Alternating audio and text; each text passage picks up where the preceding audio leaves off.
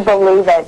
Alf and Jed are finally going to work together at the plant. I know it, Allison. That's all Jed's been talking about. I mean, he's so excited about showing Alf the ropes. I just hope Alf listens to Morton about how important it is to wear personal protective equipment. He doesn't like to be told anything. Oh, Jed will get it across to Alf about the hazards at work, and without proper donning of PPE, his personal safety could be in jeopardy. As long as his personal eating habits aren't in jeopardy, he'll be thrilled to be in compliance. I'll see you later, Allison. Okay, Pixie.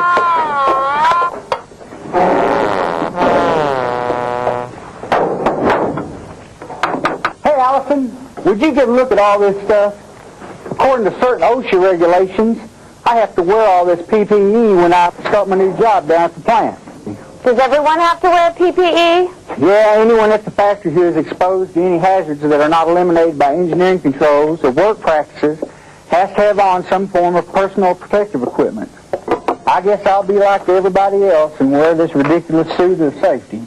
It's not the suit that's ridiculous. Oh, you're right, Allison. Bang, zoom! Hey, Alfie boy, you ready to go to your factory? What is all this stuff? You should know, Morton. The safety officer at the factory said I had to have all this stuff when I started my new job at the plant. Well, according to OSHA regulations and ANSI standards, you know, your PPE is determined by the type of job you do. It also depends on the type of area you'll be working in and the kind of hazard you might be exposed to. You mean I may not even need all this equipment? I don't even know why I have half this stuff on. Alf, you got a nice haul of everything on. Would you just take me to the plant? Certainly. Jeez, what a grouch.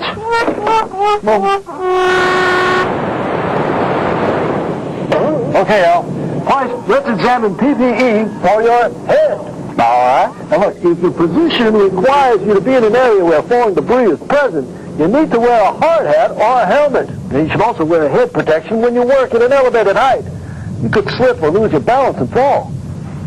So be sure to wear head protection similar to the ones we have on now. Exactly. Now next, you may be required to work in an area that has a lot of noise. If this is the case, Alf, you should be wearing hearing protection. Hearing protection prevents permanent hearing loss. Hearing protection may come in the form of earmuffs, quiet fans, or disposable or permanent earplugs. And just remember to properly maintain and clean or disinfect permanent earplugs after each use. Does everyone wear the same size earplugs? No, and believe it or not, every person's ear canal may be a different size. Employers who do not know this fact usually order the same size for everyone. Now check with a physician to ensure the appropriate size your personal earplug should be. It seems like it's really foggy in here. Hey, Alf, that's because there is sometimes. Now look, to protect your eyes from mist, vapors, particulates, or other airborne contaminants at certain workstations, you need the right eye protection. Say, what if I wear prescription eyeglasses? That would protect my eyes, wouldn't it? Nope.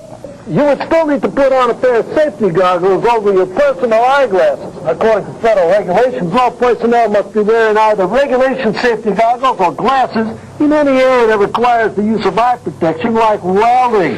Goggles are considered primary protection for your more hazardous areas, and safety glasses are considered secondary protection. Hey, Al, check with your safety officer to determine what type of eye PPE you should put on. Hey, Morton, am I going to have to wear a respirator? I've never worn one before. Yeah, you ought to try it. If you're required to work in a hazardous area where fumes, vapors, or dust are present, then you'll have to wear some form of breathing apparatus. What are the different types of respirators? Well, there are two basic types of respirators: air purifying and atmospheric supplying. Now, air purifying respirators have multicolored filters that have to be changed before breakthrough occurs. Now, breakthrough is when the filters become saturated and can't protect you from the hazardous gases or particulates, and sometimes it's even fatal. Well, now look, the different colored filters indicate a specific hazard the respirator is designed for handling. Check the manual, of course, or with your safety officer. Atmospheric supplying respirators are just what the name implies. They supply oxygen through a tank or cylinder. And now, they're also known as SCBAs, or self-contained breathing apparatus. Now, of course, there are also quarter masks, half masks, full masks, fine What masks. about gloves? Gloves always slow me down. Well, if you notice, Al, all these workers are wearing gloves. Hand PPE protects against deteriorating or skin-absorbing chemicals, cuts, and lacerations, bruises, and binds. It's important to have the right gloves for the right job. Now, for instance, if you are handling a hazardous material, you need to be sure that the gloves cover your entire exposed area, including your arms. Now, a good example of hand protection in this case would be gloves with extended gauntlets. Gloves can also protect you when you're working on heavy machinery, electrical equipment, or in assembly line operation. It's okay if gloves fit a little loose, isn't it? Absolutely not. The proper fit is as essential as the proper type. If you don't have the proper hand PPE or it doesn't fit correctly, you won't be efficient in anything, right? Good point. Hey, Morton, my feet are getting tired, so I think I'm going to take off my shoes. No, Al! What's the matter with you? Are you nuts?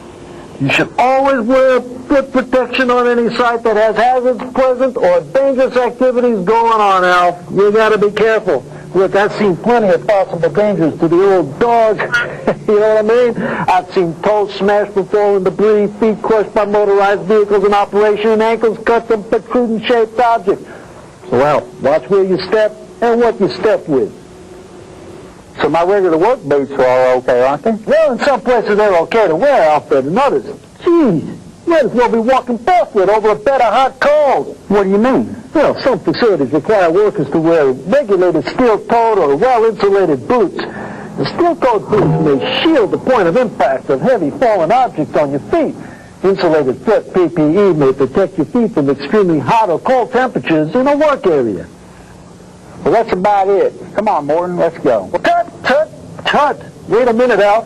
Some jobs may also require you to wear a full body gown or hazardous material suits. Now, this will protect you and your clothing when handling hazardous chemicals or materials. Now, Al, if any part of your clothing is contaminated with dangerous materials... You get on with it. Okay, now look, if you or any part of your clothing is contaminated with hazardous materials, always remember to immediately perform the correct decon procedures according to the MSDS and your safety officer.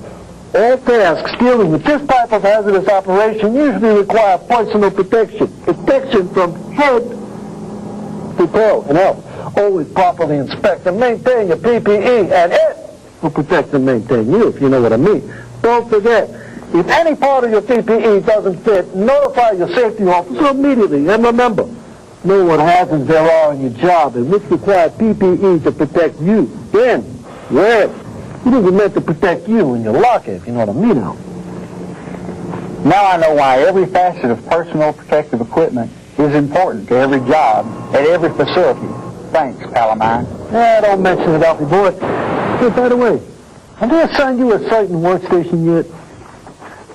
They most certainly have, Mr. Morton.